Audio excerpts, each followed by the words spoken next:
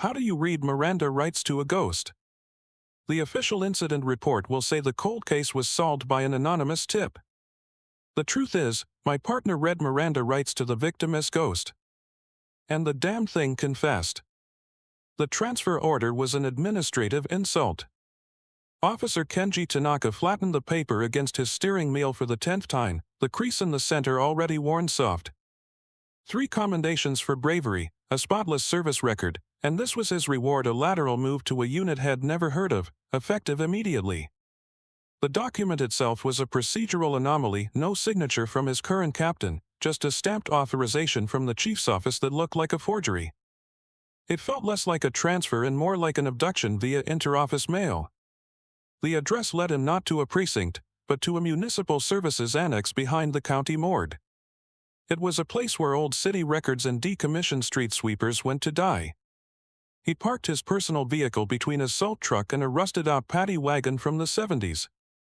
The entrance was a single, unmarked steel door set into the brick, opened only by a keypad that buzzed with a discordant sound, like a dying hornet. The air inside was cold, sterile, and smelled of ozone and damp concrete. A single hallway, lit by flickering fluorescent tubes, terminated at another steel door marked only with the room number SB-04. Anomalous Incidents Unit. He half expected it to be a prank, some elaborate joke by the guys in his squad for turning down overtime for the 3rd week in a row. He knocked. The woman who opened the door was not what he expected. Sergeant Maria Flores was compact and moved with an unnerving economy of motion, her uniform pressed to razor-sharp creases. Her expression was a study in neutrality, her eyes dark and analytical as they took in his uniform, his posture, his confusion. "Tanaka," she stated. It wasn't a question. "You're late." "The order was on my desk this morning, Sergeant. I came as soon as I could." She gestured him inside with a slight nod. The office was a paradox. One half looked like a standard detective's bullpen, with steel desks, corkboards covered in crime scene photos, and the lingering scent of stale coffee. The other half resembled a high school physics lab designed by a paranoiac. Strange electronic consoles hummed quietly, wires snicked across the floor to devices that looked like Geiger counters on steroids, and one wall was dominated by a large, tempered glass locker containing a single, tarnished silver locket. "Sit," Flores commanded, indicating a chair in front of her desk. She didn't sit herself, instead leaning against a filing cabinet, crossing her arms. "Let's dispense with the orientation manual, Tanaka. Your file says you're a good patrolman. You follow procedure, you trust your eyes, and you document everything. All good qualities. There are also liabilities here." Tanaka remained silent, his cop's intuition screaming that this was an internal affairs interview disguised as a transfer. "You're wondering why you're here," Flores continued, her voice a flat monotone. "You're wondering why your captain didn't sign your papers. The answer to both is the same plausible deniability. Officially, this unit does not exist. Officially, you and I are assigned to cold case archive management." She pushed off the cabinet and walked to a large audio reel-to-reel player on a steel cart. It was an ancient piece of equipment, but impeccably maintained. Last week, patrol responded to a 415, a public disturbance, at the old Orpheum Theater downtown. Responding officers found the building empty, but reported all the lights and stage equipment activating on their own. They filed it as a probable electrical short and faulty wiring. She threaded a tape and pressed a button. The speakers hissed with static. "We arrived after they cleared. We conducted our own investigation." Through the static, a sound emerged. It was faint at first, then grew in clarity. It was a woman's voice, singing a music hall tune from a century ago. There was no instrumental accompaniment, just the lonely, ethereal voice echoing in an empty space. "That's an EVP," Flores said, her eyes fixed on Tanaka's face. "Electronic voice phenomenon. Captured on a sealed, shielded digital recorder in a soundproofed room. The acoustical analysis came back negative for any known source." "The voice itself?" "It belongs to a singer named Clara Vance. She died in that theater. In 1924. Tanaka felt a cold knot tighten in his gut. This had to be a test. A psychological evaluation. Sergeant, with all due respect, what is this? Flores stopped the tape. The silence in the room became heavy, absolute. She walked back to her desk and opened a drawer, pulling out a standard evidence bag. Inside was a single 9mm shell casing. 2 nights ago, she said, placing the bag on the desk between them, a man broke into his ex-girlfriend's apartment. He was armed, she was terrified. She hid in the closet and called 911. The dispatcher could hear him shouting, then a single gunshot. The line went dead. SWAT responded, reached the door, and found the suspect dead on the floor. Single gunshot wound to the chest. Weapon on the floor next to him. Suicide by remorse? Tanaka offered, the scenario familiar and tragic. That was the MES preliminary finding, Flores agreed. Except for 2 things. First, the residue tests show he didn't fire the weapon. Second, we recovered this casing. She nudged the evidence bag. It was logged into the city evidence locker 30 years ago. It's from a different case entirely, the officer-involved shooting of the woman's grandfather. He died protecting his family during a robbery. Her gaze was relentless. The responding officers reported the apartment was unnaturally cold. The woman in the closet said that just before the gunshot, she felt a hand on her shoulder and heard her grandfather's voice say, "I won't let him hurt you. Your job, Officer Tanaka, is no longer just to protect the living from the living. Your jurisdiction has been expanded." Tanaka stared at the shell casing, then at the audio player, then at the unnervingly calm sergeant before him. Every rule, every procedure, every tangible law of physics he had built his career and his life upon, had just been declared void. The foundation of his reality fractured, and in its place was a truth so insane it could only be a lie. But the look in Flores' eyes told him it wasn't. This wasn't a test. This was the job. The call did not come over the standard radio band. It arrived via a secured, encrypted channel on a specialized handset Flores had issued him an hour before. The dispatcher's voice was stripped of all inflection, a pre-recorded digital message. Attention Spectre. Code 37B reported. Location Blackwood Public Library, Central Branch. Acknowledge. Flores keyed the receiver. Spectre 1 acknowledging. En route. She glanced at Tanaka in the passenger seat of their unmarked vehicle, a black sedan that looked like every other city-owned car but hummed with a low-frequency thrum he could feel in his teeth. Code 37B is a potential manifestation with electronic interference. Patrol secured the perimeter 15 minutes ago. They're waiting for us. The Blackwood Library was a fortress of marble and granite, its grand columns casting long, skeletal shadows under the streetlights. 2 patrol cars were parked at the curb, lights off, a silent testament to the unusual nature of the call. Tanaka recognized one of the officers, a young kid named Miller, who looked pale and profoundly relieved to see them. "Sergeant," Miller said, his voice a little too tight. "Glad you're here." Security guard called it in.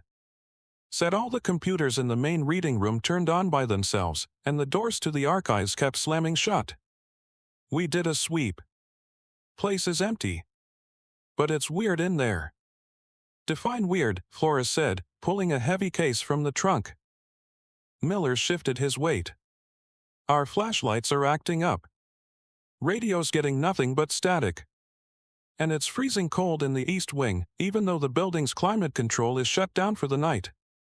"Understood. Maintain the perimeter.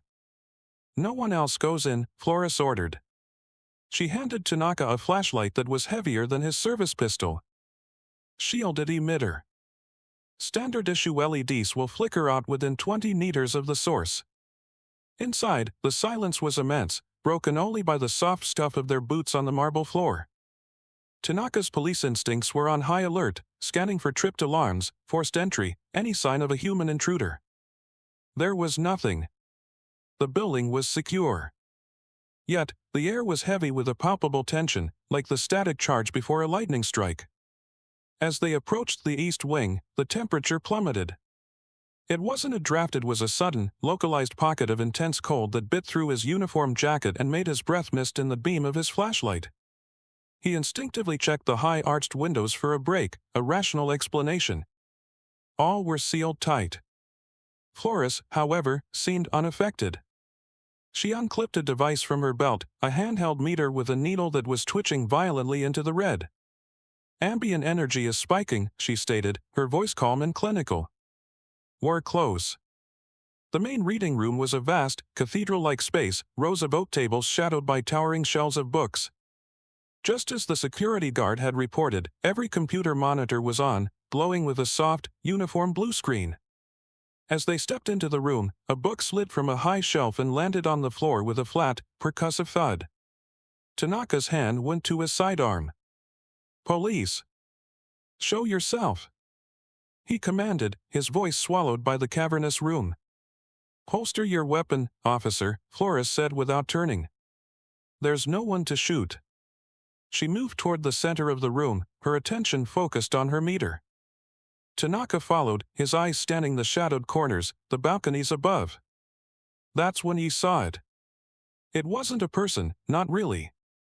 For a moment, at the far end of an aisle, the air seemed to shimmer and distort, coalescing into the vague shape of a woman in an old-fashioned dress, sitting at a table that won tea there.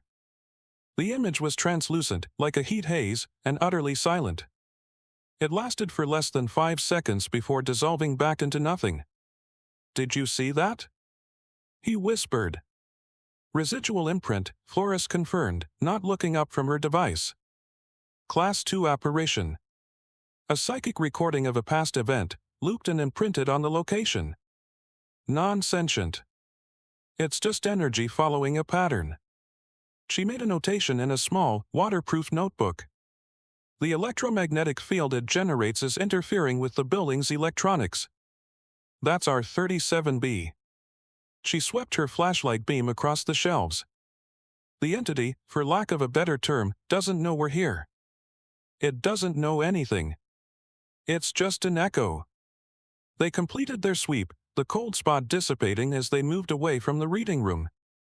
Flores documented readings from 3 different locations before they declared the scene clear. Back outside, the night air felt warm by comparison. "Well, file an environmental report," Flores told Miller. "Blame it on a faulty transformer in the basement causing a significant brownout in EM fluctuations.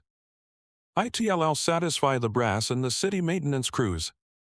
Driving away from the library, Tanaka was silent. He had faced down men with knives and guns, walked into domestic disputes that had exploded into violence.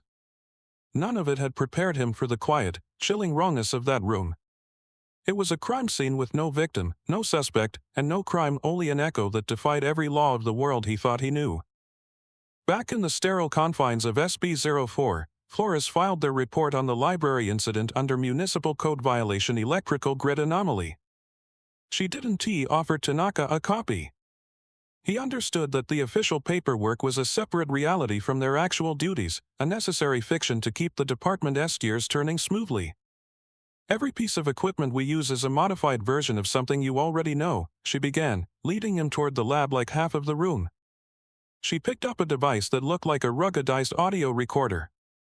"This is our primary documentation tool for auditory phenomena. It doesn't just capture sound, it captures the entire frequency spectrum, from infrasound that can cause feelings of dread to ultrasound bats would find deafening. We filter it later." She gestured to a rack of cameras. "Full spectrum imaging. They see in infrared, ultraviolet, and a few other bands we don't have names for yet. Sometimes, what can't be seen with the naked eye leaves a thermal or energy signature. It's all about gathering data points the rest of the department would dismiss as a lens flare or a trick of the light." Her tour was methodical, her tone that of a quartermaster issuing gear, not a sergeant revealing state secrets. This was simply the toolkit for a job you was now expected to perform. Her matter-of-fact delivery was more unsettling than any panicked explanation would have been. It normalized the impossible. Finally, she stopped in front of a heavy, refrigerated steel cabinet marked with a stenciled number 13 and a biohazard symbol. "This is our evidence locker." She keyed in a code, and the door opened with a hiss of pressurized air. The interior was not filled with bags of drugs or weapons. It was a sparse collection of meticulously labeled and deeply strange artifacts. On one shelf sat a row of small glass jars, each containing what looked like a faintly glowing, gelatinous substance. Ectoplasmic residue, Flores said, anticipating his question. We encounter it with certain Class 3 or Class 4 entities. It's biologically inert but carries a high psychokinetic energy charge. Standard evidence bags degrade on contact. She pointed to the jars. These are borosilicate glass, lined with a bonded silver colloid. It contains the energy and prevents dissipation. Tanaka stared at the jars. It was one thing to see a shimmering shape in a dark library, it was another to see its physical byproduct contained and catalogued like a lab sample. Next to the jars was the tarnished locket he had seen when he first arrived, now sealed in a clear, cube-shaped container etched with intricate symbols. That's a focal object, Flores explained. Some residual manifestations are tied to a specific item. Contain the item, you contain the phenomenon. It's safer than trying to demolish the building it's haunting. He saw other items, a child's worn leather shoe in another silver-lined box, a cracked porcelain doll with eyes that seemed to track his movement, a single, blackened playing card. Each item was a closed case, a contained threat. How do you testify to any of this? Tanaka asked, the question breaking from him before he could stop it. How does a silver-lined jar hold up in court? Flores closed the locker, the heavy door sealing with a solid thud. It doesn't, she said simply. We are not in the business of prosecution, Tanaka. We don't make arrests. Our objective is threat mitigation and public safety. If a poltergeist is tearing apart a house, our job is to stop it before it harms the occupants and triggers a media circus. If a residual presence is causing traffic accidents, we neutralize it. The evidence we collect is for our own analysis, to understand the nature of the threat, predict its behavior, and refine our containment protocols. She returned to her desk and retrieved a heavy-duty Pelican case. She set it on the table in front of him and unlatched it. Inside, nestled in custom-cut foam, was his own set of gear: a shielded flashlight, a full-spectrum camera, an audio recorder, and a set of empty, silver-lined jars. Your file says you're a quick study, she said. Prove it. Learn the equipment. Calibrate it. Because the next call we get won't be a harmless echo. 2 weeks passed in a quiet blur of calibration, paperwork, and studying the AIU's esoteric training manuals. Tanaka learned the difference between a kinetic manifestation and a telepathic imprint. He memorized the field protocols for handling focal objects and the precise energy signature of a Class 1 Spectre versus a Class 3 poltergeist. It was like learning a new criminal code, one written in the language of physics and folklore. Then the encrypted handset buzzed again. It was the Blackwood Library. The call came not from a dispatcher, but from the frantic library director, a woman named Ms. Albright, whose voice trembled with a mixture of fear and professional embarrassment. The electrical issues had escalated. Books were being found on the floor every morning, always from the same section. Staff librarians complained of hearing faint whispers when shelving books, and the main reading room's temperature fluctuations were now so severe they were causing the antique wood tables to warp. When they arrived, Flores and Tanaka bypassed the main entrance and were met by a visibly shaken Ms. Albright at a rear service door. It's the local history section, she explained, wringing her hands. Always the same aisle. The genealogy records and the municipal archives from 1950 to 1960. We keep putting the books back, and the next morning, they're on the floor again. It's not just one or two. It's dozens. This was a significant change in behavior. A residual echo was a mindless loop. This was patterned. It was interactive. Has anyone been harmed? Flores asked, her voice steady. No, thank God. But my staff is terrified. One of our new pages quit this morning. Said she heard a woman's voice whisper, "Help me," right in her ear. Inside the East Wing, the cold was more profound than before, a biting, damp chill that clung to their clothes. The main reading room was empty, cordoned off with velvet ropes and a sign citing HVAC repairs. Flores unslung her deer bag. The energy signature has changed, she said, observing her meter. The needle was no longer just twitching, it was holding steady in the amber zone. It's drawing more power from the environment. It's evolving. We're reclassifying this as a Class 2 transitioning to a Class 3. Potential sentience.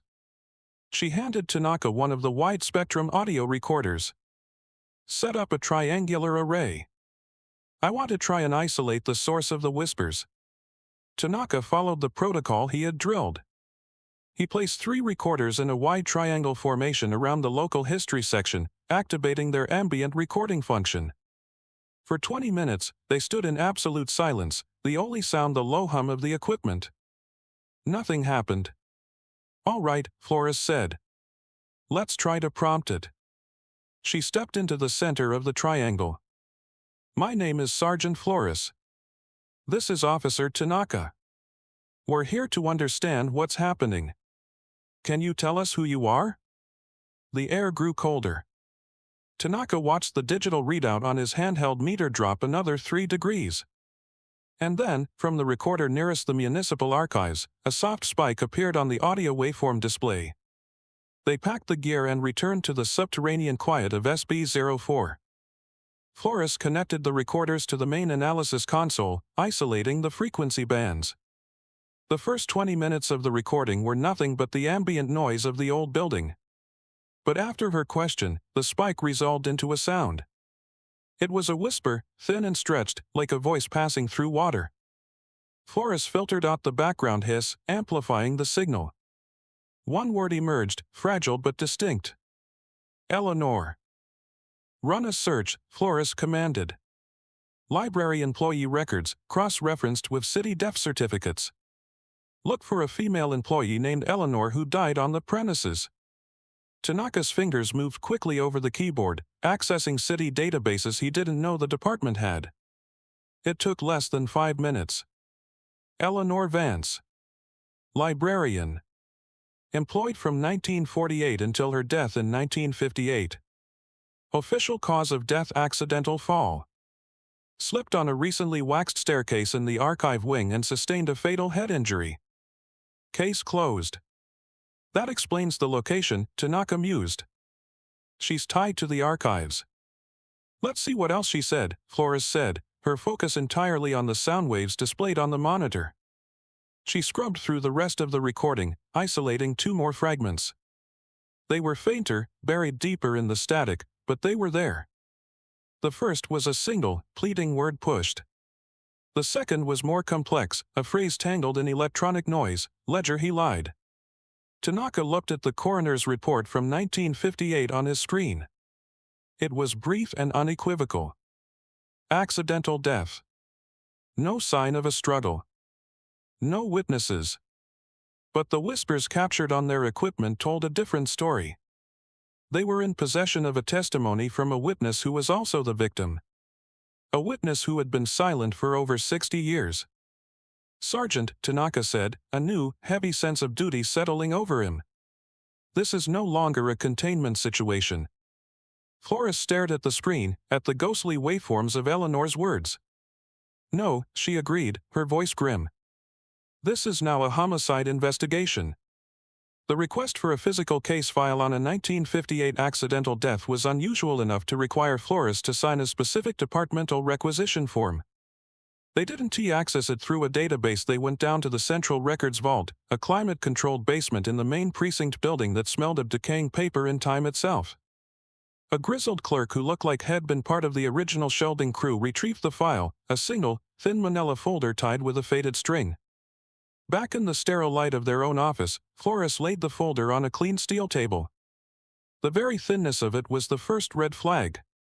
A fatal incident in a public municipal building, even an accident, should have generated more paperwork, extensive witness statements, maintenance reports, a detailed coroner's inquest. This file contained 3 documents. "Let's establish a baseline," Flores said, her voice devoid of emotion as she carefully untied the string. "Official story first." Tanaka read over her shoulder. The first document was the responding officer's report. It was brief, written in the clipped, formal prose of the era. The victim, Eleanor Vance, was found at the bottom of the West Archive stairwell by a janitor making his rounds. The medical examiner's preliminary conclusion, noted at the bottom, was a broken neck consistent with a fall. The second document was the MES final report, which confirmed the initial finding and officially ruled the death accidental. There were no toxicology results, likely not standard procedure at the time. "It's clean," Tanaka observed. "Too clean." The janitor's statement is a single paragraph. He says he found her, nothing more. No mention of the condition of the stairs, if they were wet, if the lighting was poor. It reads like a summary, not a witness account. Flores nodded, tapping a finger on the MES report. The NE notes the time of death is approximately 9 p.m. According to the library's logs, Eleanor signed out at 8:45 p.m. She was supposed to be on her way home. The third document contained the crime scene photographs. They were stark black and white images, possessing a grim, historical weight. One showed the body at the base of the stairs, awkwardly positioned.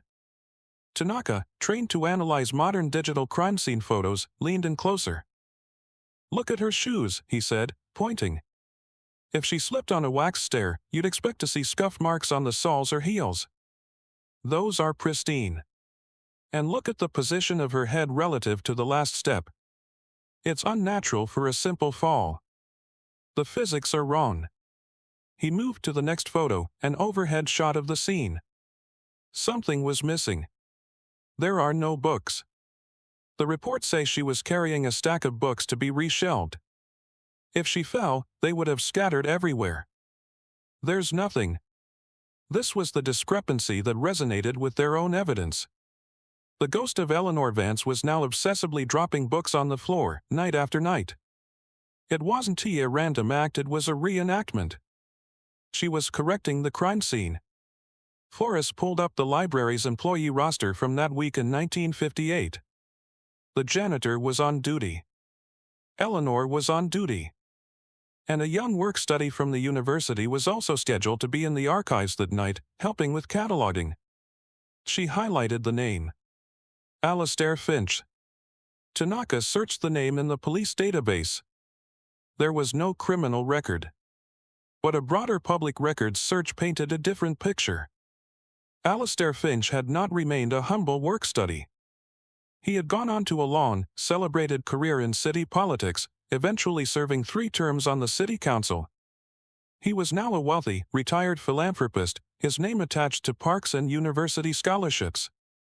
So the only other potential witness on site is a man who went on to become one of the most powerful figures in the city, Tanaka stated, the pieces clicking into a grim mosaic. He lied. He quoted the EVP, the whisper suddenly feeling like a shout. And the ledger, Flores added, her gaze distant. She was a librarian in the municipal archives. If anyone had access to sensitive city records, it would be her. The file in front of them was no longer just a cold case. It was evidence of a cover-up. The minimal paperwork, the tidy conclusion, the missing witness statement from a future political powerhouse, it all pointed to an investigation that had been deliberately suffocated before it could even begin. Eleanor Vance didn't just fall. She was pushed, and the system had helped bury the truth along with her body. The knock on the door of SB-04 was sharp and authoritative. It wasn't the tentative rap of a records clerk or the rhythmic pattern of a fellow officer who knew the unit's purpose. It was the sound of someone who believed they had a right to enter. Flores looked up from the spectral analysis of Eleanor Vance's latest whisper, her expression unchanging. "Expecting someone?" Tanaka asked. "No," she said, which somehow put him more on edge. She pressed the intercom. "Sergeant Flores." "Detective Miller, homicide," a gruff voice answered. "Open up. We need to talk about your recent archival activities." Flores exchanged a brief, unreadable glance with Tanaka before buzzing the door open.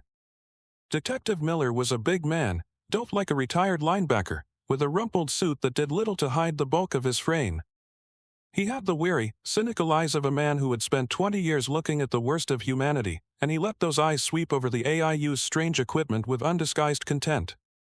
In his hand, he held a flimsy copy of their requisition form for the Vance file. "Sergeant Flores," he began, ignoring Tanaka completely.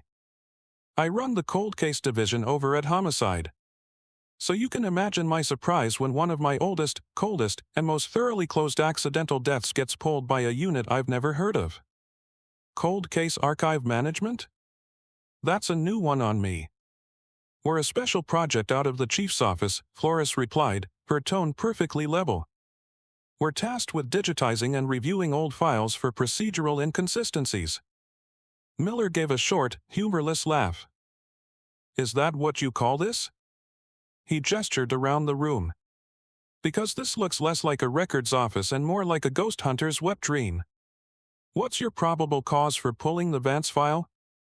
"It was flagged by the system for having an incomplete witness manifest," Tanaka offered, trying to provide a plausible, procedural answer. "It was a mistake." Miller's attention snapped to him. "And you are?" "Officer Tanaka." "Right. Officer Tanaka.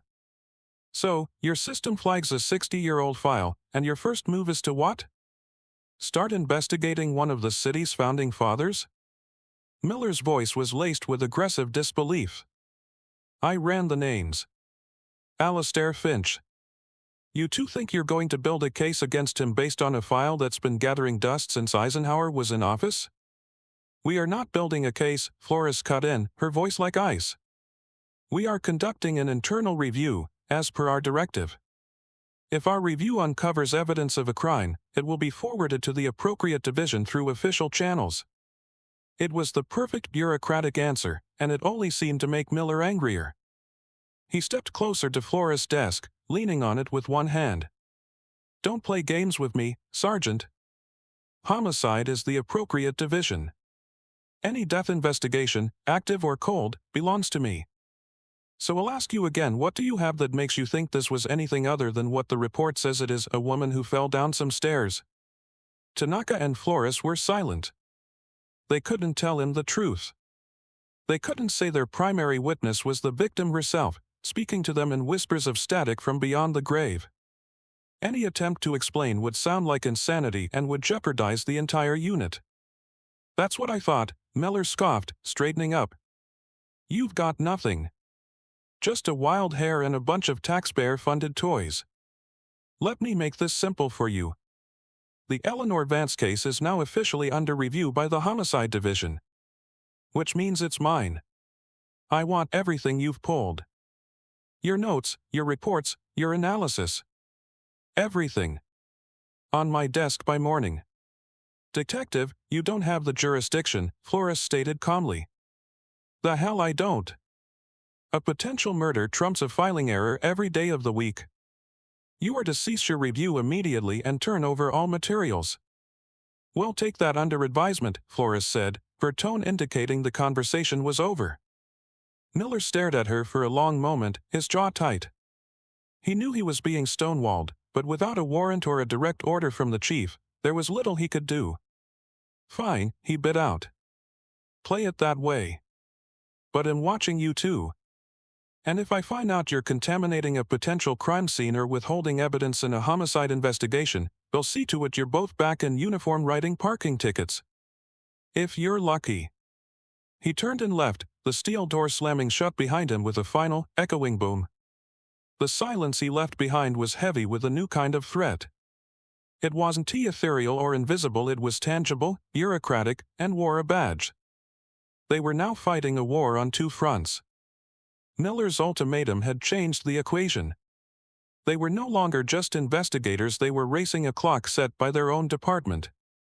Handing over their raw, esoteric data to a hostile skeptic like Miller would not only kill the investigation but could very well dismantle the Anomalous Incidents Unit for good. They needed tangible proof, a lead that could be investigated through conventional police work, something they could pursue independently before Miller buried the case in bureaucratic concrete. "He's going to check the records logs," Tanaka said, pacing the small office after Miller had gone. "Hell no, we were the last ones to access the physical file. Hell put a watch on the library." "Let him," Flores replied, her focus on a schematic of the library's floor plan on her monitor. "He's looking for cops. He's not looking for an energy pattern. She highlighted a section of the East Wing. The director, Ms. Albright, is still reporting the disturbances. The book-dropping incidents are becoming more frequent, more localized. Our witness is still trying to communicate. We just haven't been asking the right questions.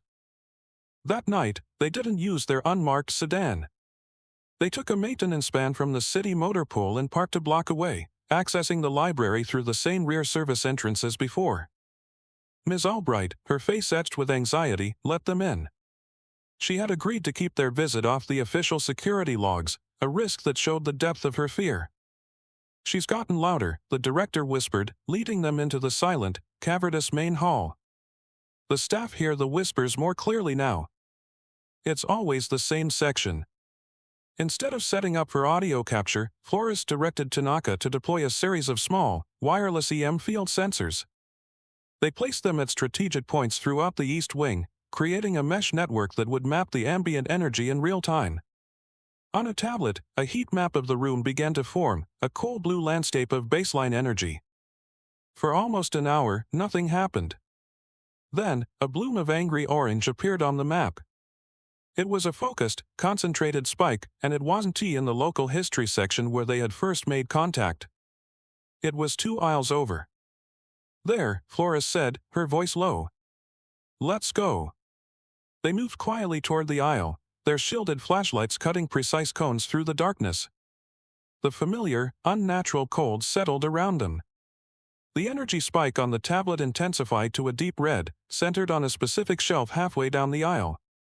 As they got closer, they saw it. A single, heavy book was not on the floor.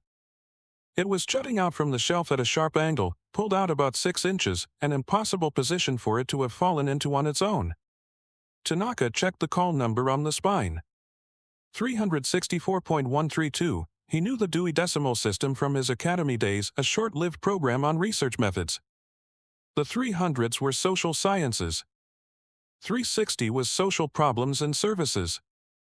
364 was criminology. She's not just in the archives, Tanaka realized aloud. She's in the criminology section. Flores approached the shelf and carefully slid the book out. Its title was Urban Corruption: A Post-War History. She opened it. The pages were brittle with age, but one chapter was marked, not by a pen or a dog-eared page, but by a faint, shimmering cold that clung to the paper. The chapter detailed a massive kickback scandal in the city's construction contracts during the mid-1950s.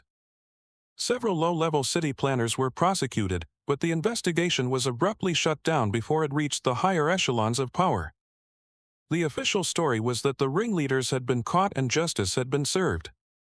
Over the next 2 hours, the phenomenon repeated itself twice more in the same aisle. Each time, the EM field would spike, and they would find another book pulled from the shelf.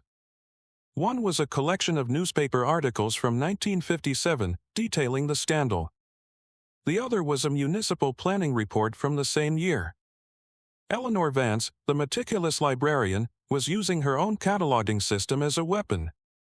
She wasn't just haunting the library, she was guiding them, pointing them directly to the motive. She hadn't just stumbled upon a single act of corruption. She had found evidence of a conspiracy that reached high into city government, a conspiracy that a young, ambitious Alistair Finch was a part of. The ledger she had whispered about was likely the key to it all. She's not just telling us she was murdered, Tanaka said, looking at the collection of books they had gathered on a table. She's telling us why. The discovery of Eleanor's research pattern marked a turning point. They spent the next 2 days in the office, cross-referencing the names from the 1950s corruption scandal with Alistair Finch's early political appointments. The connections were undeniable.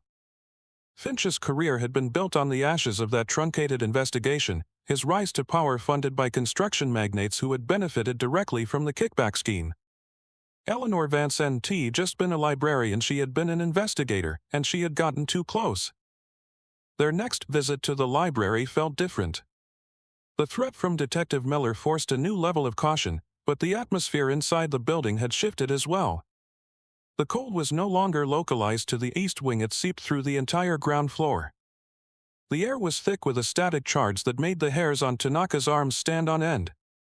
Energy levels are critical, Flores stated, her eyes fixed on the tablet displaying their sensor network. The heat map was no longer cool blue with spots of red. The entire floor was a wash of angry orange. She's drawing a massive amount of power. Stay alert. This is no longer a Class 3 manifestation. We're in poltergeist territory now. They had come with a specific goal to search the municipal archives, the scene of the original crime, for any sign of the ledger Eleanor had mentioned. As they moved through the main reading room, a heavy oak chair scraped across the marble floor behind them, moving a full 3 feet on its own. Tanaka spun around, hand on his sidearm, but the room was empty.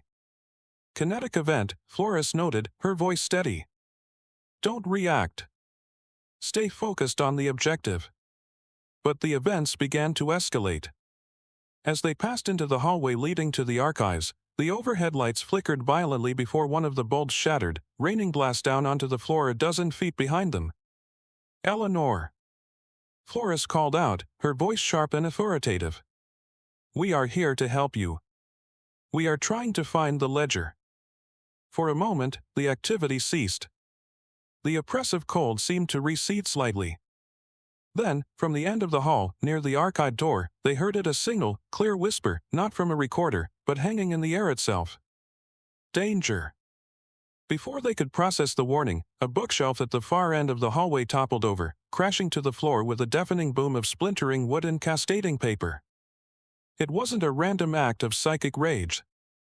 It had fallen directly across the hallway, blocking their path to the archives. She's not trying to hurt us, Tanaka said, a sudden, chilling realization dawning on him. He looked at the shattered light bulb, the moved chair, the barricade of books and wood. She's trying to stop us. She's trying to keep us out of the archives. Why? Flores asked, her gaze fixed on the wreckage. Because he's here, Tanaka answered, his cop's intuition firing on all cylinders. Or he's coming. The danger she's warning us about isn't her. It's someone else. A living threat. His words hung in the charged air. The haunting had never been an attack. The whispers, the moving objects, the escalating displays of power, they were the only tools a ghost had to sound an alarm. For weeks, Eleanor Vance had been trying to guide them, and now that they were close to the truth, she was trying to protect them. She knew the ledger was a target, and whoever came for it would not be a librarian. Fall back, Flores ordered, her hand unbuttoning the strap on her own holster. We exit now. We contact dispatch. We report a possible BE in progress at this location. She was translating the supernatural threat into a language the rest of the department would understand. A break-in was tangible. It was a call that would bring uniformed officers and, ironically, might even bring Detective Miller. As they retreated through the main hall, a dozen heavy books flew from the criminology section, not at them, but against the heavy main doors, slamming them shut with percussive force. It wasn't an act of imprisonment. It was a final, desperate attempt to shield them. Withdrawing from the library felt like a tactical retreat under fire. Flores made the call, her voice clipped and professional over the standard radio band, reporting a suspected intruder and signs of forced entry, citing the toppled bookshelf as evidence. It was a perfect piece of fiction, grounded in a tangible truth. Within minutes, the distant wail of sirens confirmed that the conventional police world was converging on their unconventional problem. They didn't wait for backup to arrive. Their role was observation and containment, not direct confrontation, especially when they didn't know what they were confronting. They slipped out the rear service door and circled around to a dark alley across the street, a perfect vantage point to watch the front entrance of the library. If someone is inside, they'll be trapped when patrol seals the building, Tanaka reasoned, his breath misting in the cold night air. Unless they have another way out, Flores countered. Or unless they aren't here to steal anything. They're here to retrieve something. Something they believe is still hidden after 60 years. From their position, they watched as 2 patrol cars arrived, their flashing red and blue lights painting the library's granite facade in strobing colors. Uniformed officers took up positions, weapons drawn, before a senior officer and his partner breached the main doors. It was a standard, by the book response to ABE. 10 minutes later, a third vehicle arrived. it wasn't a patrol car. It was a dark sedan, the kind driven by detectives. Detective Miller stepped out, his large frame silhouetted against the flashing lights. He had been monitoring the library, just as had promised. "This complicates things," Flores said, her voice a low murmur. "He's going to take control of the scene." "He won't find anything," Tanaka said. "Just a trashed hallway and a story about faulty wiring from a spooked-out library director." They waited, the tension mounting. The search would take time. But as the minutes stretched on, Tanaka's attention was drawn away from the police activity. A luxury town car, a late-model Lincoln with tinted windows, had pulled into a parking spot half a block down from the library. It was idling, its engine a low, expensive purr, its presence completely at odds with the unfolding police drama. "Sergeant," Tanaka said, nodding toward the vehicle. "That car wasn't there 5 minutes ago." Flores raised a small pair of image-intensifying binoculars to her eyes. She focused on the car, then scanned the surrounding buildings. "No one's getting out. They're observing. Just like us." Suddenly, a figure emerged from a service alley next to the library, moving with a speed that belied his age. He was an old man, dressed in a watchman's coat and a flat cap, but he moved with a nervous energy, his head on a swivel. He scurried to the waiting Lincoln, pulled open the rear door, and slipped inside. The car immediately pulled away from the curb and disappeared into the night. "Get the plate," Flores ordered. Tanaka already had his phone out, zooming in on a shot head taken. The license plate was clear. It took him 30 seconds to run it through the DMV database via a secured departmental app on his phone. The result that came back made the air feel even colder. The vehicle was registered to a private trust. The primary trustee and sole authorized user was Alistair Finch. "It's him," Tanaka breathed. "He was here. Or he sent someone." The pieces fell into place with brutal clarity. Their renewed investigation, their presence at the library, must have triggered an old fear in Finch. He had sent a man, a private security guard, a hired hand to retrieve the ledger, the one piece of evidence that could still connect him to a 60-year-old murder. But Eleanor Vance, in her own way, had run interference. The poltergeist activity wasn't just a cry for help, it had become an active security system. The chaos she created had flushed Finch's man out of the building and right into their line of sight. "He knows we're close," Flores said, lowering the binoculars. Her expression was grim. "He's no longer a passive suspect in a cold case. He's an active threat. He just proved he's willing to commit another crime to cover the first one." Across the street, Detective Miller emerged from the library, his face a mask of frustration. He barked orders at the uniformed officers, who began packing up their gear. As Tanaka had predicted, they had found nothing. To Miller, it was a false alarm, a waste of time. To the two officers hidden in the alley, it was confirmation that they were hunting a man who was just as real, and far more dangerous, than the ghost he had created. EOT.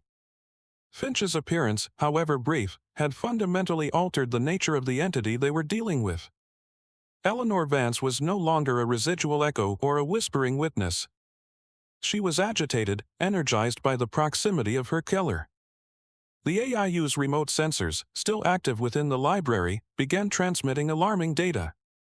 "Her energy output has tripled in the last hour," Flores said, her eyes scanning a series of complex graphs on the main monitor back at SB-04.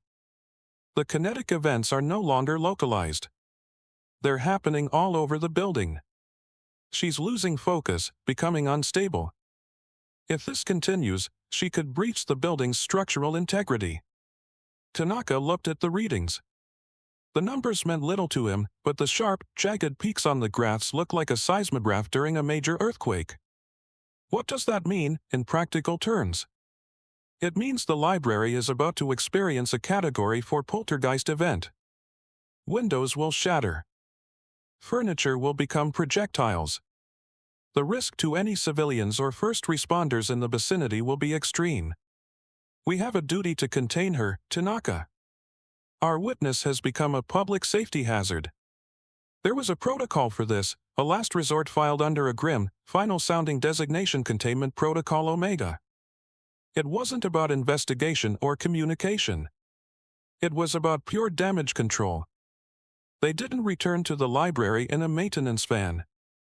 This time they took a heavy, windowless truck from the AIU's small motor pool. The back was a mobile command center and a specialized armory, filled with equipment Tanaka had only read about in the training manuals. The library was dark and quiet when they arrived, a deceptive calm.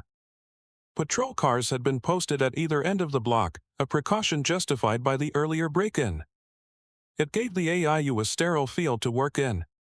"You handle the grid," Flores ordered as they began to unload heavy cases from the truck. "Perimeter first, then the primary focal point in the east wing. I'll deploy the dampeners. Communications on Channel 7. No transmissions unless absolutely necessary." Tanaka's task was to deploy a series of electromagnetic projectors around the library's foundation. The devices looked like high-tech survey tripods. He placed one at each of the building's 4 corners, syncing them to a master control unit.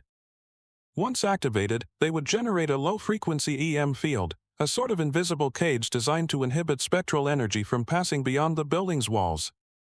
Inside, the library was a disaster zone. Books were strewn everywhere, heavy oak tables were overturned, and the air crackled with a palpable, humming energy. It felt like walking into a power substation during an electrical storm. Flores was already at work, placing small, cylindrical devices in the main reading room. Sonic dampeners. They wouldn't silence the entity, but they would emit a harmonic frequency designed to disrupt the psychokinetic energy required for large-scale physical manifestations. "Grid is set, Sergeant," Tanaka whispered into his radio once he was back inside. "Copy that," Flores' voice crackled back. "Dampeners are in place. Activating perimeter on my mark. 3, 2, 1. Mark." Tanaka flipped a switch on his control unit. A low, almost sub-audible hum filled the air as the exterior grid powered up. He could feel the vibration through the soles of his boots. At the same moment, a high-pitched whine emanated from the dampeners Flores had placed. The reaction was immediate and violent. A gale-force wind erupted in the main hall, a vortex of pure kinetic energy that sent books and papers swirling into the air like a cyclone. The temperature dropped so fast that frost began to form on the metal railings of the upper balconies. A disembodied shriek echoed through the cavernous space, a sound of pure agony and rage that bypassed the ears and drilled directly into the skull. "Hold your ground," Flores yelled over the din. "The system is stabilizing her." The protocol wasn't designed to banish or destroy the entity. It was an act of stabilization, a field-expedient straitjacket for a raging spirit. By limiting her ability to affect the physical world and containing her energy within the building, they were forcing her into a more quiescent state. It was a high-risk procedure. If her energy output overwhelmed the grid, the resulting feedback loop could be catastrophic. For a full minute, the chaos raged.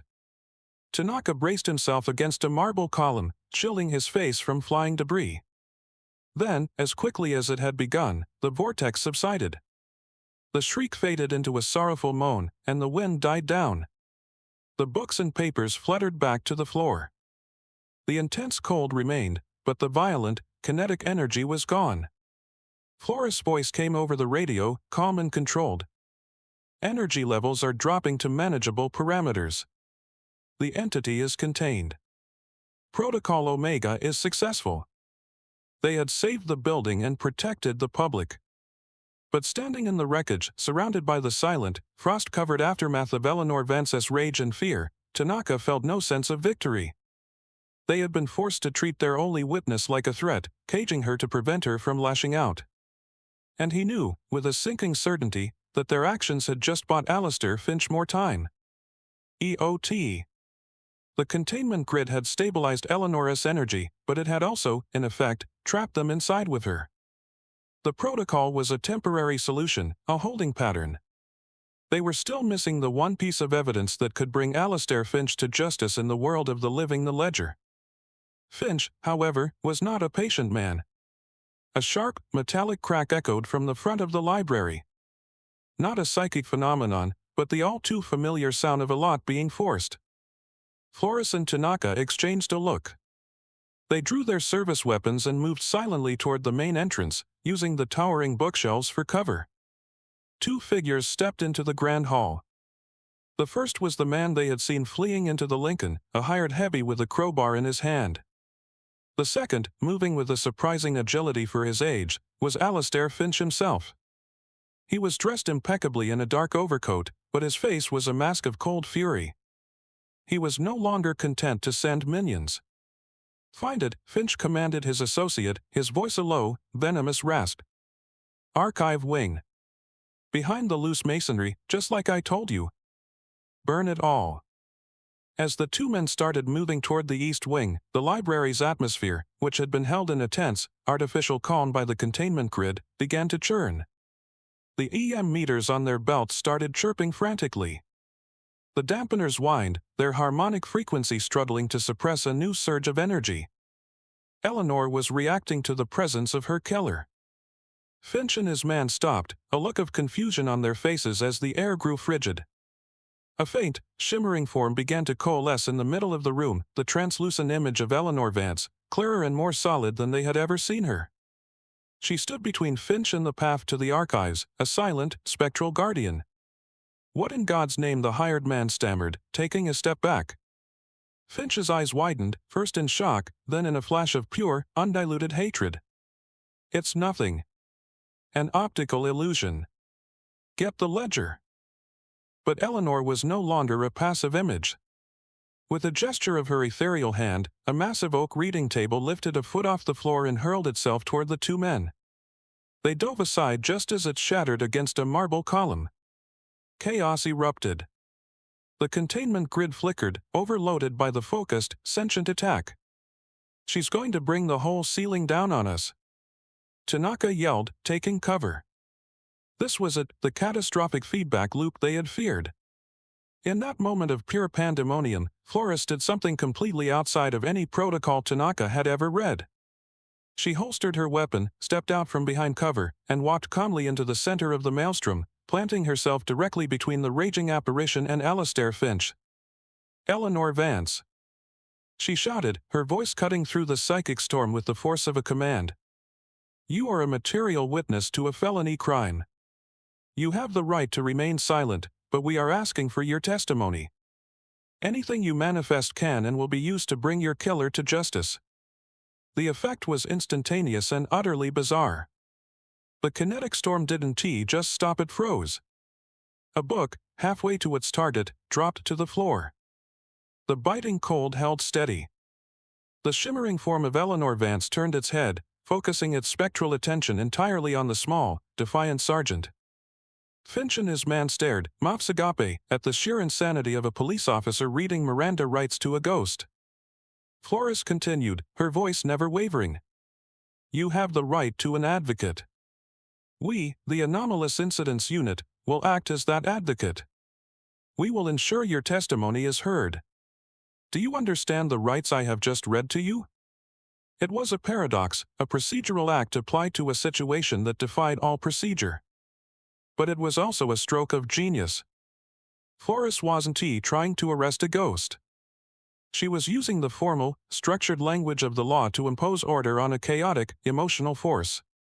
She was recontextualizing Eleanor's existence, changing her from a haunting entity into a protected witness, giving her a status and a purpose within a system she could understand.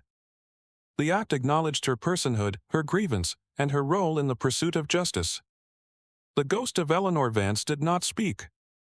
But she raised one translucent arm and pointed, her finger aimed not at Alistair Finch, but at a specific, unremarkable section of the wall in the archive wing. EOT. The ghost's pointed finger held the room in a silent, icy tableau. Flores' procedural gambit had not banished the entity, it had focused her. All the chaotic, violent energy that had been lashing out at the room moments before now coalesced, turning inward. The shimmering form of Eleanor Vance began to glow with a brilliant, internal light, pulsing in time with the low thrum of the containment grid. "What is she doing?" Tanaka murmured, his weapon still trained on Finch.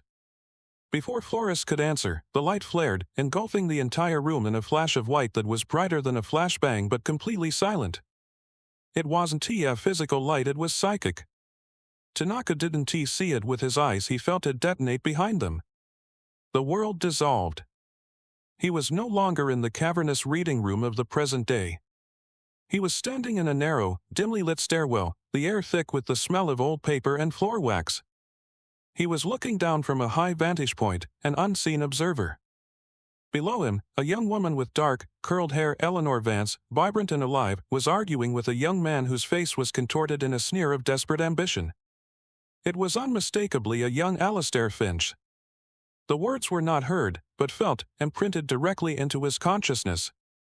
"You can't expose this, Eleanor. It's bigger than you. You'll ruin everything. It's wrong, Alistair. People are being cheated. The city is being robbed. This ledger proves it. I have to turn it in." The memory played out with horrifying clarity. He saw Finch lunge for the leather-bound ledger in Eleanor's hands. She pulled back, turning to flee down the stairs. Finch grabbed her shoulder, his face a mask of panic. He shoved her, hard. It wasn't a calculated act of murder, but a sudden, violent outburst of fear. Eleanor stumbled, her heel catching on the top step.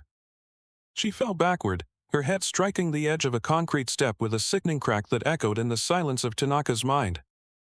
The vision didn't end there. It followed the terrified young Finch as he snatched the ledger. He looked around wildly, then spotted a section of the wall where the plaster was cracked and loose around a water pipe.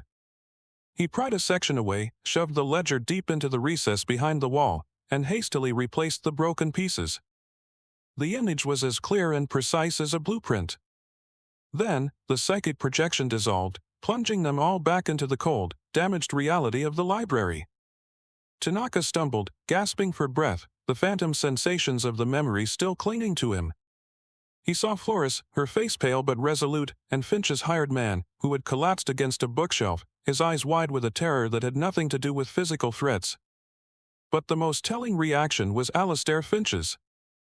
The old man was on his knees, his hands clutching his head, a low, guttural moan escaping his lips. He had seen it too.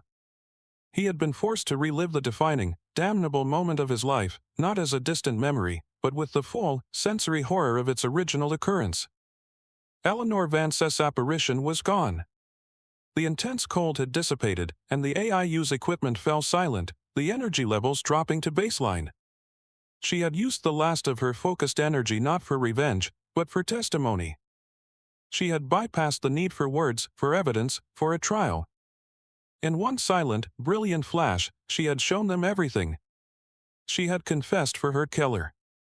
Tanaka looked from the trembling old man on the floor to the spot on the archive wall that he now knew with absolute certainty held the key to a 60-year-old crime.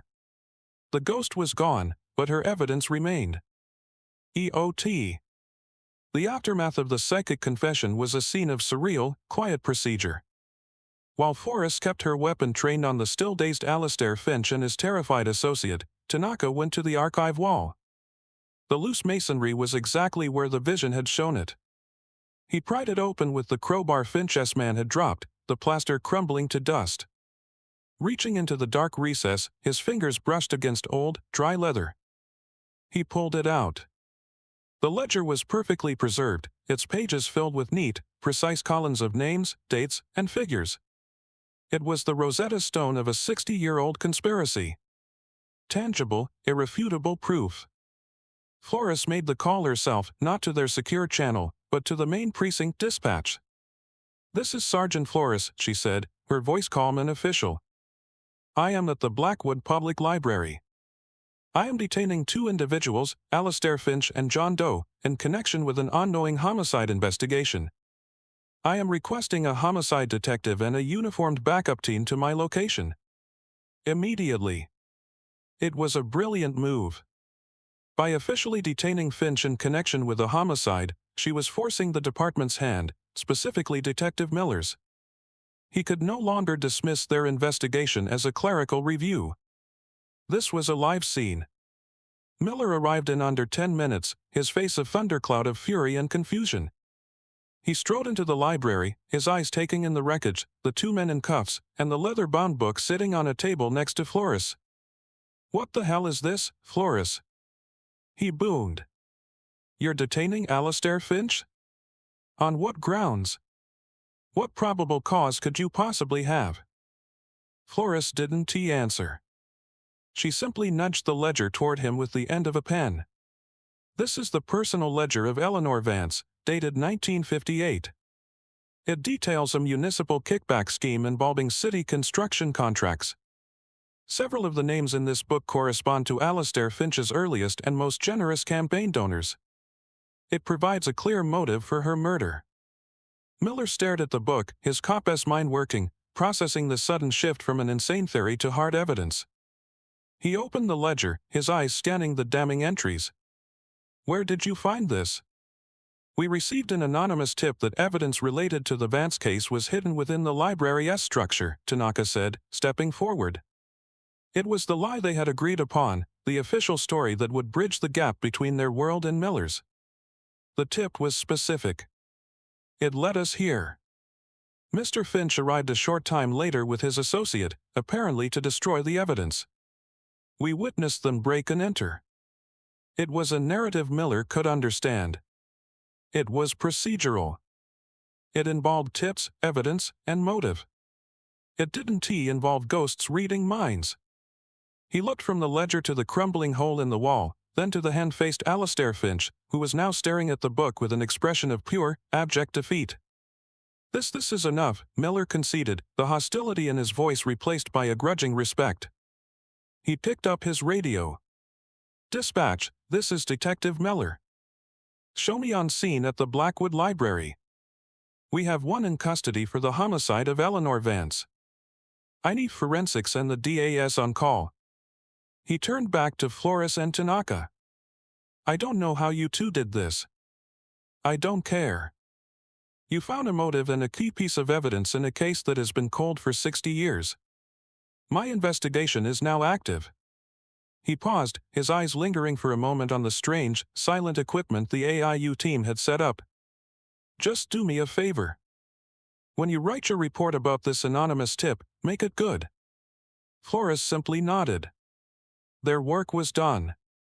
They had found the evidence that would allow the conventional justice system to take over.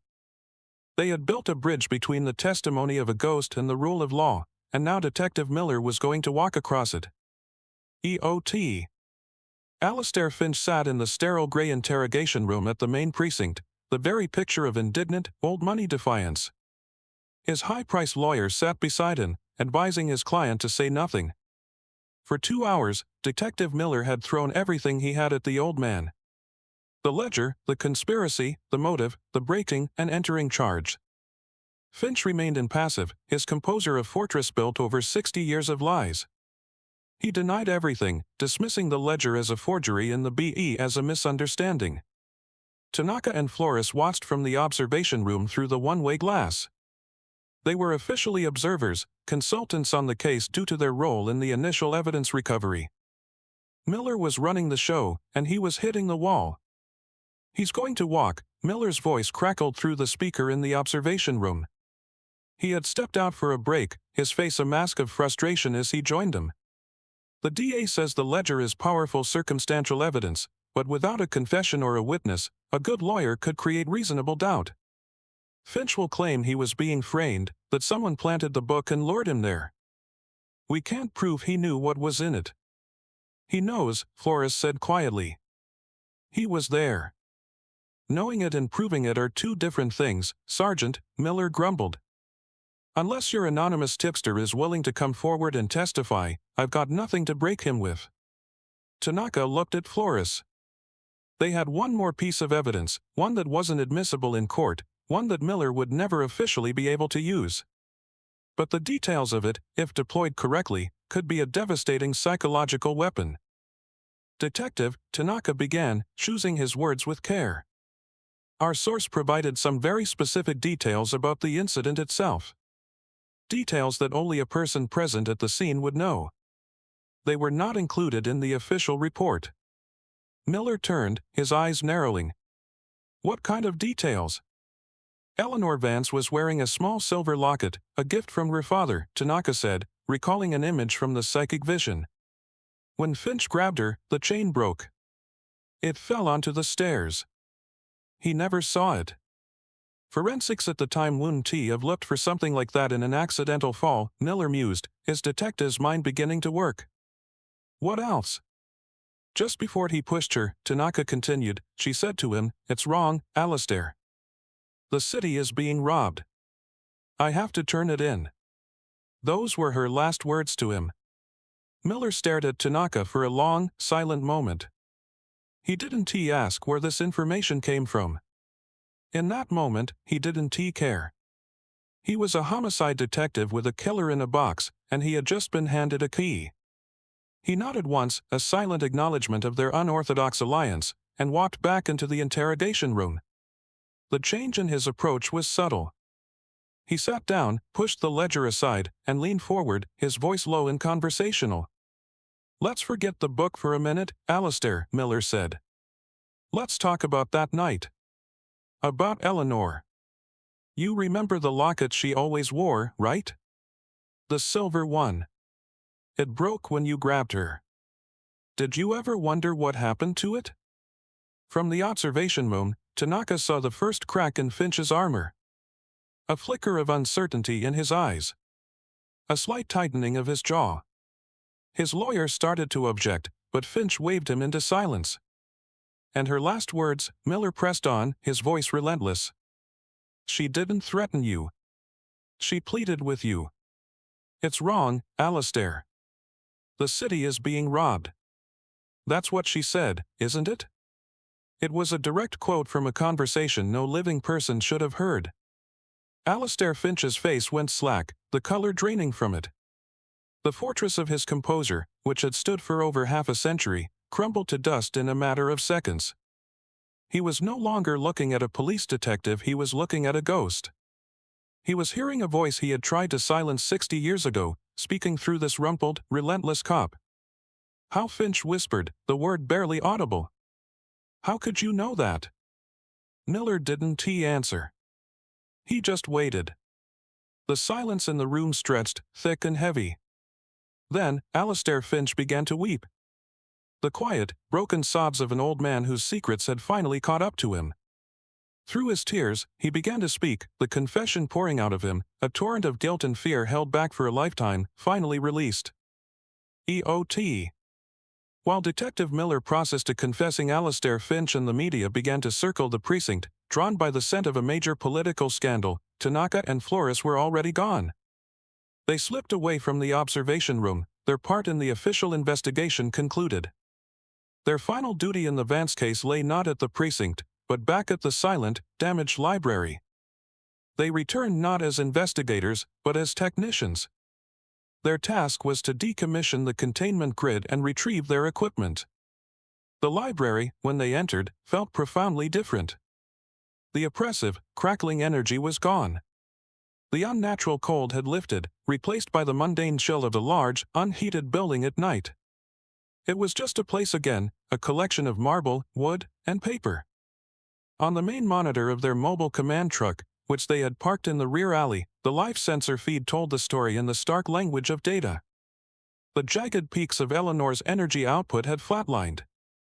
The ambient EM field had returned to baseline. The thermal imaging showed no anomalous cold spots. All readings were green. "It's over," Tanaka said, more to himself than to Flores. "Justice is a powerful form of resolution," Flores commented, her attention on the sensor logs, archiving the data stream. Her objective was to see the truth revealed. With Finch's confession, that objective has been met. There's nothing anchoring her here anymore. They worked in silence, dismantling the electromagnetic projectors and sonic dampeners with practiced efficiency. They moved through the wreckage of the reading room, the silent testament to the psychic storm that had raged there only hours before. It was a crime scene of a different sort, one whose evidence they were now dutifully erasing. Tanaka paused in the criminology aisle, where Eleanor had first guided them. He ran his hand along the spines of the books, the mundane titles that had been her only voice for so long. She hadn't been a monster or a malevolent spirit. She had been a victim, then a witness, and finally, in her own way, a cop, doggedly pointing toward the truth until someone was finally willing to listen. Their final task was to retrieve the last of the EM sensors from the archive wing, near the site of her death. As Tanaka knelt to deactivate the small device at the bottom of the west stairwell, he saw something glinting under a loose floor tile, something the original investigators and 60 years of janitors had missed. He worked it free with the tip of his pocket knife. It was a small, tarnished silver locket, its chain broken. He held it in the palm of his hand, the metal cool against his skin. It was the locket from the vision, the final, physical piece of the story that had remained hidden. A corroborating piece of evidence, had they needed it. He stood up and showed it to Flores. She looked at it for a long moment, then nodded toward the hole in the wall where the ledger had been hidden. "Leave it there," she said. "Inside the wall. Let it be found when they do the official forensic sweep. It's part of Miller's narrative now." Tanaka understood. The locket would become another detail for the anonymous tipster to have provided, another piece of the fiction that protected the truth of their work. He placed the locket inside the recess in the wall, a final, silent tribute to the librarian who had refused to be silenced. As they walked out of the Blackwood Library for the last time, leaving it to the city crews and the forensics teams that would follow, Tanaka felt the immense, quiet weight of their duty. They had not made an arrest. They would not be mentioned in the press conferences. Their victory was invisible, recorded only on encrypted hard drives and in the silent flatline of their sensor logs. They had faced a threat that defied explanation, protected the public from its violent manifestation, and provided the catalyst that allowed the conventional gears of justice to finally turn. The echo of Eleanor Vance had faded, her long watch finally over. The threat was neutralized. EOT. The most challenging part of the job, Tanaka was learning, wasn't he confronting the inexplicable? It was translating it into the mundane language of bureaucracy. The following morning, Sergeant Flores dropped a blank incident report form on his desk. Not the specialized AIU case file, which was already filled with encrypted data logs and spectral analysis, but a standard departmental form, the kind he used to fill out for traffic accidents and noise complaints.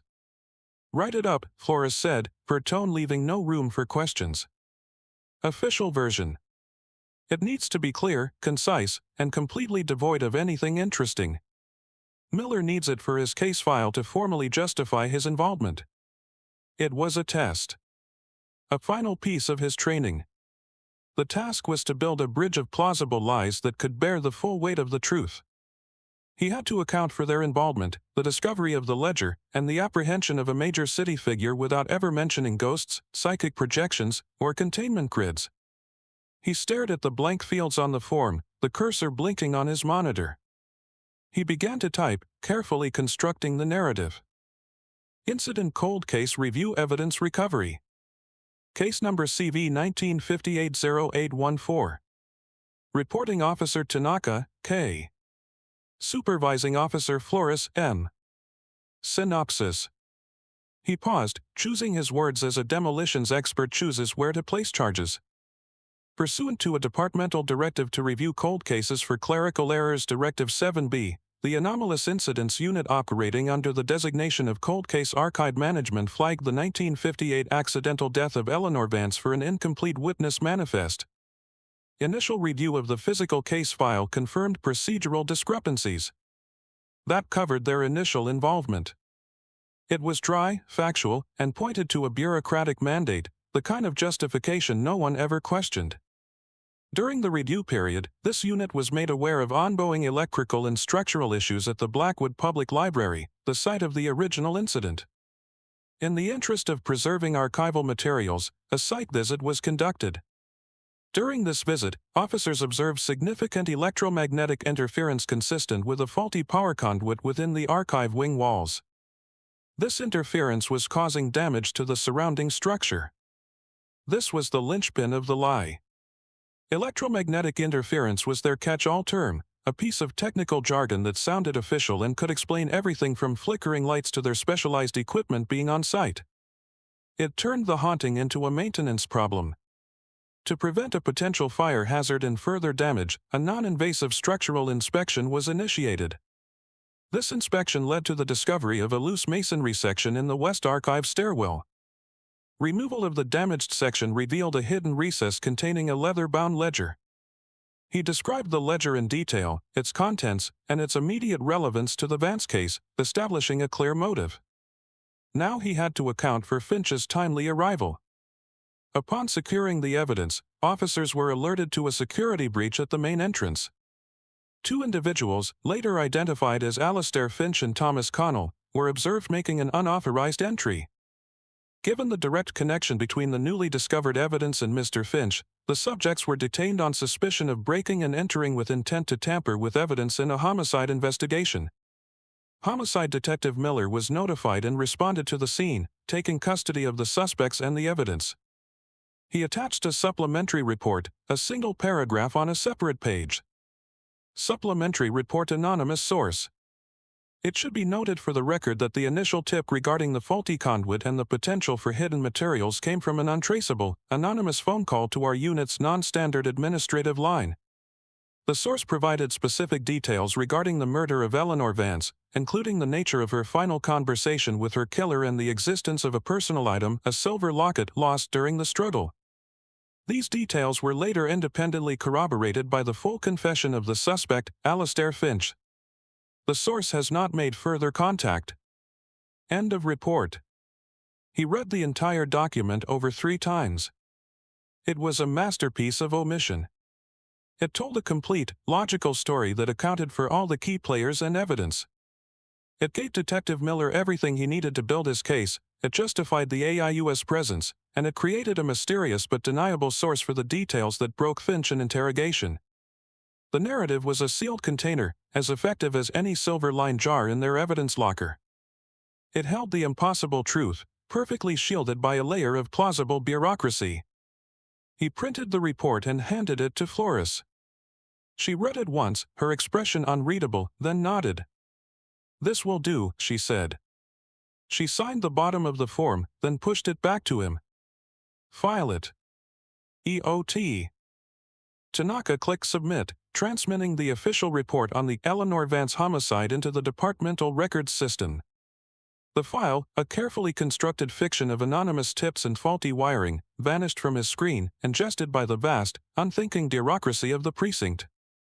A quiet finality settled over the office in the sub-basement. The case was closed. The ghost was at rest. The killer was in a cage of his own making.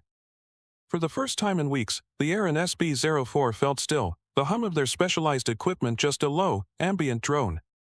Flores was at the main console, methodically running diagnostics on the containment grid's power cells, her movements precise and economical. She worked like a mechanic after a long, grueling race, ensuring the machinery was ready for the next one. The aftermath of their work wasn't celebrated with commendations or press conferences, it was marked by maintenance and paperwork. It was a duty measured in charged batteries and filed reports. Tanaka began cleaning his full-spectrum camera, wiping down the lens, checking the charge, and repacking it into its foam-lined Pelican case. The rhythm of the work was becoming familiar, almost comforting. He had learned this new form of policing, this strange patrol on the border of the known world. He was no longer the disoriented officer who had first walked through the steel door. He was a member of the unit. He understood the protocols. He knew which lies to tell and which truths to protect. He had just latched the case when a discreet, 3-note chime sounded from the main console. It wasn't an alarm, it was a notification, designed to be unobtrusive. On the large, wall-mounted monitor, a new icon had appeared, a flashing amber triangle over a map of the city center. Flores didn't react with any sense of surprise. She simply swiveled in her chair and tapped a few keys, bringing up the incident details. Tanaka moved to stand behind her, reading over her shoulder. Source: Dr. Eris Thorne, Director of Paleontology, City Museum of Natural History, secured line authorization 7. Location: 4th floor, Hall of Ancient Life. Classification code 22G, anomalous kinetic manifestation, non-humanoid prehistoric. Preliminary report: night security staff report the primary exhibit, a fully articulated Homo neanderthalensis skeleton, has been found in altered positions for the past 3 nights. Initial reports dismissed as a prank by cleaning crews. Last night, security cameras in the home malfunctioned between 0300 and 0305. After the outage, the skeleton was found reposed, holding the femur of a saber-toothed cat exhibit like a clud. Museum director requests immediate AIU consultation before notifying local precinct to avoid sensationalist media attention. No immediate threat to public safety reported. Museum is currently closed to the public for renovations. Tanaka read the synopsis twice. He thought of the immense, ancient skeleton displays from his own childhood visits to the museum. He pictured the stoic, bone-white figure of a Neanderthal, now somehow animated in the dead of night, grabbing a prop from a neighboring exhibit. The sheer, primal absurdity of it should have been jarring, but it wasn't. It was simply the next file, the next problem on the board. Flores finished reading, her expression as neutral as ever. She cross-referenced the museum's location with their database of known energy signatures and historical incidents. Nothing. It was a new phenomenon. A prank by the cleaning crew was a more plausible explanation, Tanaka stated, falling back on his old patrolman's skepticism. It's the most likely explanation, Flores agreed, her eyes still on the screen. But the 5-minute localized power failure to the cameras is consistent with a Class 2 energy draw. And Dr. Thorne has level 7 clearance to use our line. He's not the type to get spooked by a practical joke. She stood up, her decision made. The job wasn't to believe or disbelieve, it was to investigate, to assess, to contain if necessary. She walked over to the equipment locker, the one from which she had first issued Tanaka his deer. She pulled out his fully packed Pelican case and the heavy, shielded flashlight. Then she retrieved something else, a small, metallic cylinder with a dial on one end. A sonic resonator, designed to project frequencies that could disrupt inorganic matter. She turned and held the gear out to Tanaka. Her face was calm, her eyes focused. She said nothing. No grand speech, no words of caution. None were needed. The job was the job. One file was closed. A new one was open.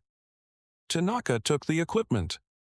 The weight of it felt familiar in his hands, a tangible symbol of his duty. He gave a single, affirmative nod, turned, and headed for the door to the motor pool.